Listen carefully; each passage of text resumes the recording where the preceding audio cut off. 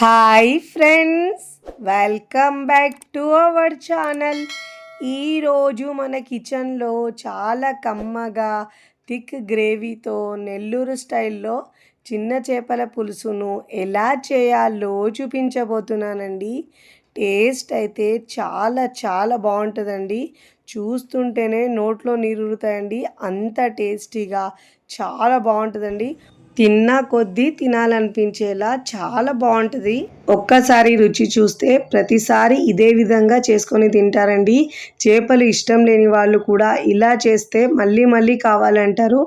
అంత టేస్టీగా ఉంటాయండి. మరి ఇక ఏమాత్రం ఆలస్యం చేయకుండా ఈ కర్రీని ఎలా చేయాలో చూద్దాం రండి. ముందుగా ఇక్కడ నేను చిన్న చేపలు తీసుకున్నానండి. ఈ చేపల్ని నేను శుభ్రంగా ఉప్పు నిమ్మరసం వేసుకొని శుభ్రంగా ఒక 4-5 సార్లు బాగా వాష్ చేసుకోవాలండి. ఇలా శుభ్రంగా కట్ చేసుకుని తీసుకున్నానండి. ఇలా శుభ్రంగా మీరు పెద్ద చేపలతో అయినా చేసుకోవచ్చండి. ఇలా శుభ్రంగా వాష్ చేసుకున్న తర్వాత ఇప్పుడు దీంట్లో 1/4 టీ స్పూన్ పసుపు, ఒక 1/4 టీ స్పూన్ దాకా కారం వేసుకొని ఇలా బాగా మిక్స్ చేసుకోవాలండి. ఇలా మనం చేపలకు ఉప్పు కారం పెట్టుకుంటే టేస్ట్ చాలా బాగా వస్తుందండి. నాకు క్లిప్ మిస్ అయింది. ఉప్పు కూడా వేసుకున్నానండి. ఒక 1/2 టీ స్పూన్ దాకా వేసుకొని ఇలా మిక్స్ చేసుకొని పక్కకు పెట్టుకోవాలండి. ఇక్కడ నేను ఒక కప్పు టమాటోలు, ఇంకా ఒక కప్పు ఉల్లిపాయ ముక్కలు కట్ చేసుకొని తీసుకున్నానండి. ఇప్పుడు స్టవ్ మీద ప్యాన్ పెట్టుకొని మనం ఒక మసాలాని రెడీ చేసుకుందామండి. ఇక నేను ప్యాన్ పెట్టుకున్న తర్వాత ఒక టీ స్పూన్ దాకా జీలకర్ర వేసుకోవాలి. ఒక 7-8 దాకా మెంతులు వేసుకోవాలండి. మెంతులు ఎక్కువ వేసుకుంటే చేదు అనేది వస్తుందండి. ఇప్పుడు దీంట్లో ఒక 2 టేబుల్ స్పూన్ దాకా ధనియాలు వేసుకోవాలి. లో ఫ్లేమ్లో వేయించుకోవాలండి. ఇలా చక్కగా వేయించుకోవాలి. మంచి స్మెల్ వచ్చి మంచి కలర్ వచ్చే వరకు వేయించుకోవాలి. ఇప్పుడు దీంట్లో ఒక 1/2 టీ స్పూన్ దాకా ఆవాలు వేసుకోవాలి. ఇలా వేసుకొని బాగా వేయించుకోవాలండి. ఇలా బాగా వేయించుకున్న తర్వాత స్టవ్ ఆఫ్ చేసుకొని పూర్తిగా చల్లారించుకోవాలి.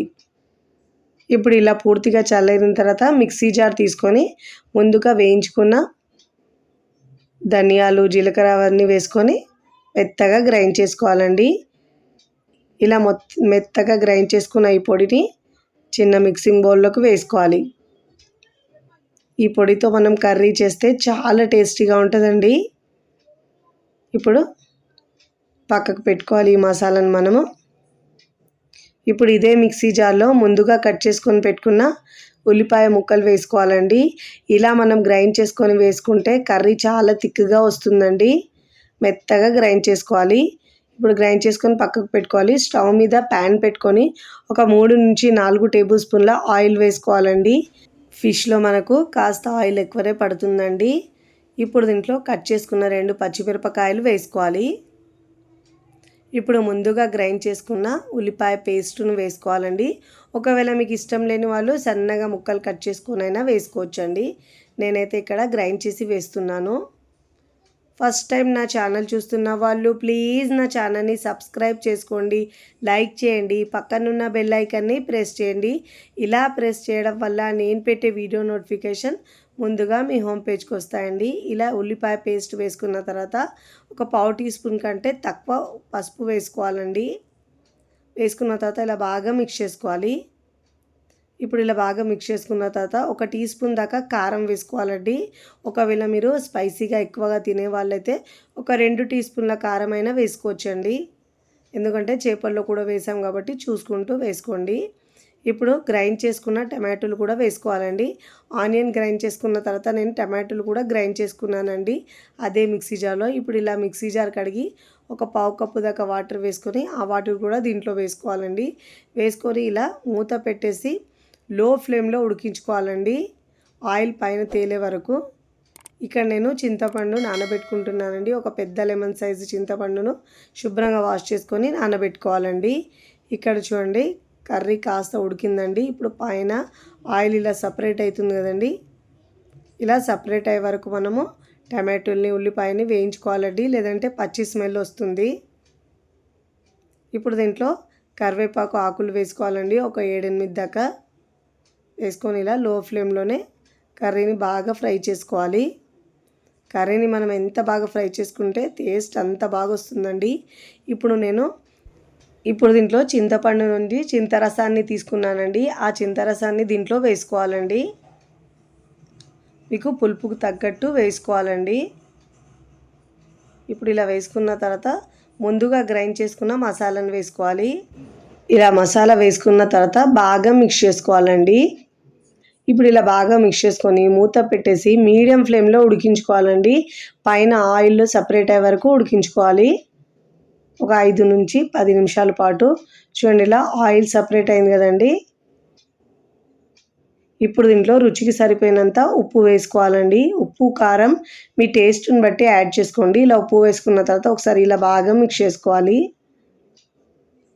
ఇప్పుడు ఇలా బాగా మిక్స్ చేసుకున్న తర్వాత ముందుగా మనము ఉప్పు కారం పెట్టుకున్న చేపలు ఉన్నాయి కదండి, ఆ చేప ముక్కల్ని దీంట్లో వేసుకోవాలి. ఇలా చేపలు వేసుకోవాలండి.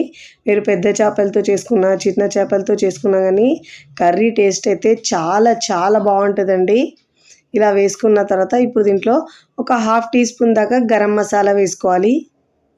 వేసుకొని ఇలా బాగా మిక్స్ చేసుకొని మీకు వాటర్ ఎంత సరిపోతే అంత వేసుకోవాలండి. నేను ఒక గ్లాస్ వాటర్ని వేసుకున్నానండి. వేసుకొని ఇప్పుడు మనం ఇలా ఒకసారి బాగా మిక్స్ చేసుకోవాలి. ఇలా బాగా మిక్స్ చేసుకున్న తర్వాత ఇప్పుడు దీంట్లో సన్నగా తరిగిన కొత్తిమీర వేసుకోవాలండి. ఒక 2 నుంచి 3 టేబుల్ స్పూన్ దాకా వేసుకోవాలి. ఇలా వేసుకున్న తర్వాత ఒకసారి బాగా మిక్స్ చేసుకోవాలండి. మూత పెట్టేసి మనం ఒక 10 నిమిషాల పాటు మీడియం ఫ్లేమ్లో ఉడికించుకోవాలండి. కర్రీని అయితే మనము మీడియం ఫ్లేమ్లో ఉడికించుకోవాలి. చూడండి ఇలా ఉడికిన తర్వాత ఒక 10 నిమిషాల పాటు ఉడికించుకోవాలండి. ఉడికించుకున్న తర్వాత స్టవ్ ఆఫ్ చేసుకొని ఇప్పుడు సర్వింగ్ బౌల్లో సర్వ్ చేసుకోవాలండి.